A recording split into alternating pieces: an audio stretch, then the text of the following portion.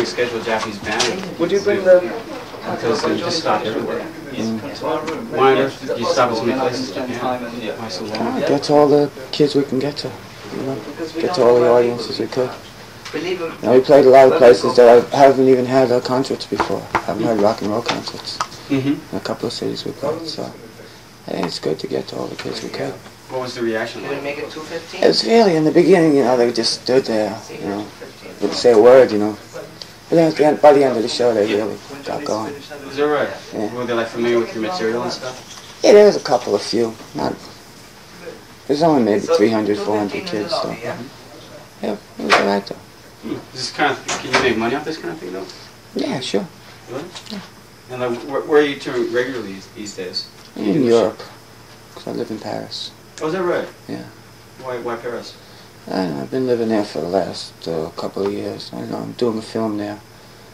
And mostly all my work is around Europe, so I lived in London before and don't like living in London. Why do you think you received better in Europe? I don't know. I really don't know. There's not a problem with language or anything though? Some problems, but easy to get by. I saw that video of yours, and there's a little, I think, like kind of promotional video clip in the middle. I guess you're in Paris there. Yeah, that's part from the film we're doing. Was that right? Yeah. What type of a film is it? It's about a rock and roll band that comes to Paris and gets stranded there. Basically. How does a band go about getting stranded in Paris? Some shows get canceled and different effects on people's lives they stay with and things like that. And whose idea was to do the movie? The director. Who is? Patrick Ampere, French guy. And has he done any sort of stuff before we might be familiar with? Probably not familiar with, no. Why did he contact you? Don't know. Are there any other expatriates like yourself living in Paris? From America? Not that I know of. Oh, really? I mean, not that I'm familiar with. I'm sure there are somewhere. You must feel kind of, what, solitary? Yeah. You ever feel like going back home? Sometimes. What part of New York are you from, anyway? I was born in Queens, but I lived in Manhattan since I was 15. Why did you go to Manhattan when you were 15? Queens is too small. You were already out of school then? Yeah. And you were looking for a career in rock and roll? Yeah. Really? What year was that? 1968. And yeah, 68, yeah. I would imagine it was pretty slim pickings back then. Yeah. I remember a quote of yours. You said something about, you know, you're not unlike other white kids. You're not unlike white kids from the suburbs because you had a more poor background or something, and you can only make it, you know, with your guitar. Yeah, something like that. Something like that, yeah. What was it like? I mean.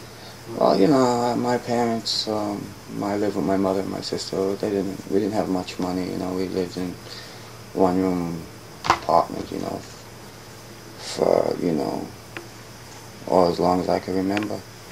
And then, you know, just to get out of there and get my own place in Manhattan was great. What did you do in '68? And what was the first thing you did when you got to Manhattan? Sold drugs. Really? Yeah. So, I guess you make pretty good money doing that still. In those days, yeah. Well, I would imagine you now. Yeah, it's too dangerous now.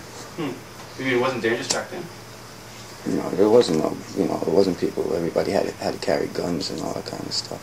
You know, and now you have to carry guns, or you don't get to survive too long. When did you actually start making money as a musician? When I started the Dolls in about 1971. I think it was late '71, right? What had you been doing up to then, like musically? Just jamming? Yeah, just hanging out. What kind of stuff were you listening to, or what kind of stuff were you jamming to? Old Eddie Cochran, Gene Vincent stuff. Kind of unusual for, you know, a 16 or 17-year-old in the late '60s, isn't it? Stuff I liked. But I mean, the music the Dolls were playing was more like, you know, kind of similar to the Stones. Yeah, but it had, I think, Eddie Cochran roots some of the basis of some of the songs. And you were the actual one to initiate the Dolls. You got the guys together. And what was it like at first? Where were you playing? We played this place called the Mercer Art Center. It was like a complex where it had about 6 or 7 rooms, and It was great. It was real unique because it had there would be different bands in a different room, you know, on the same night. So you could see like 6 different bands the same night. And we started off in like it was a room called the Oscar Wilde room, which is a small room, and then we got to the biggest room. Is that right? You worked your way up the ladder inside yeah. it? And then it caved in the place. Is that right? Yeah. What happened?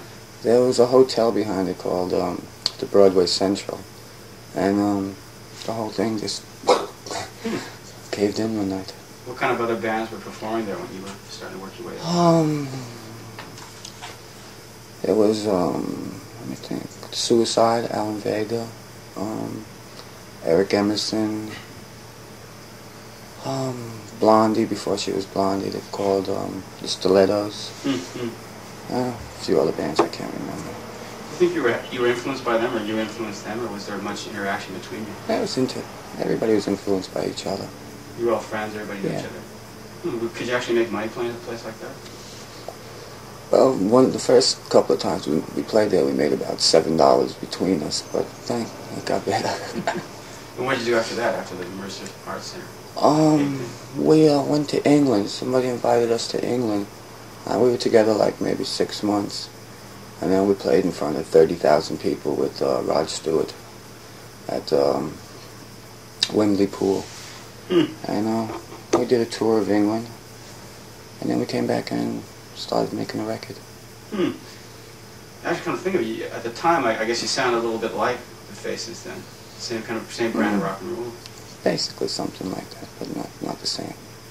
I think the Dolls were pretty much different than all of them. What made the Dolls different? I don't know, we were just different in the way we looked, our attitudes were completely different. I mean, we weren't great players, you know, and I think we proved to a lot of people you don't have to have a great abundance of talent to make it. You know, you just got to have the right attitude. You think that attitude was a lot different from the other bands at the time? Yeah, for sure. When did you start the trademark glitter look? We just dressed the way we dressed in the street. We didn't really get dressed up for stage. Is that right? Yeah. We just looked that way, normally. You mean always dressing like transvestites, though? No, I don't know if it was transvestites. You know, we wore girls' clothes, but we're definitely boys. Were you the only guys doing that at the time? Because the thing is, that's what you're given the most credit for, is starting off that whole glitter thing, or glam thing, whatever you call it. Do you think you did? Oh, partly, yeah. Was it musical or fashion? It was a combination of both. I mean, the lyrics are I think some of the best rock and roll lyrics ever written. Who were responsible for those? David Johansen, myself. So you guys were basically at the helm of the band then? Yeah. And what about the other guys? They were. I mean, it was a band where everybody contributed, you know. I mean, me and David wrote most of the music and the words.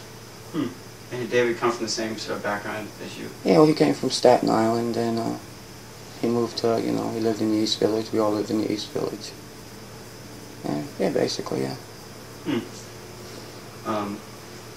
So then you got Todd Rundgren for the debut. Yeah. Or did he approach you? Unfortunately, yes. Why unfortunately? He didn't like us at all, and I didn't like him. And we got a really shitty sound on the first record. I actually talked to him, and he looks back on that and still, you know, kind of slaps his forehead and says, "My God, that was just, you know, a mind-boggling experience." Because, you know, every day the band was coming in and out of the studio, friends were coming in and out of the studio, critics were in and out of the studio. Nobody could get any work done, and they were rushing the album to boot. Was that the main problem? I just think, you know, he could have worked. I mean, we were really very unexperienced, and he was much more experienced than us. He could have, you know, grabbed a hold of everything and controlled it if he wanted to. You just think his attitude was negative from the outset? From the beginning. So you think it's a real flawed album then? I think the songs are great songs, but I think the production isn't good at all. What was the hullabaloo being made over the band? I mean, he says there are critics coming in and out of there. Everybody was waiting for this big album. What was the big deal? Why were the Dolls getting so much attention? I don't know. We're a real good rock and roll band. Unlike the others at the time. There wasn't really. The Rolling Stones were the only other rock and roll band. Otherwise,